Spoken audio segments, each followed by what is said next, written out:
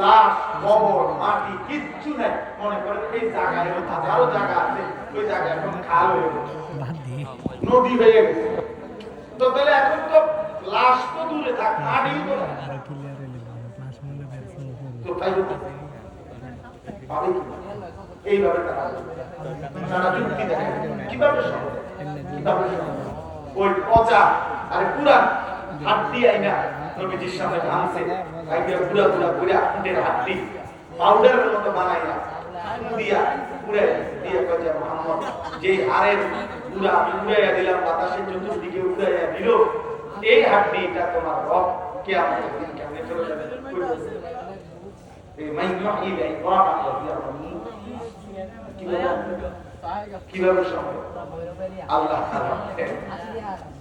আল্লাহ তাআলা বলছেন বন্ধু আসল কথা হলো এরা সবাই বলছে যদি খুললে চাইতেন প্রত্যেক মুনাফিক বেঈমান মুশরিক প্রত্যেক পাপী ছিঁড়ে দেখবেন ওই আসলে বুঝে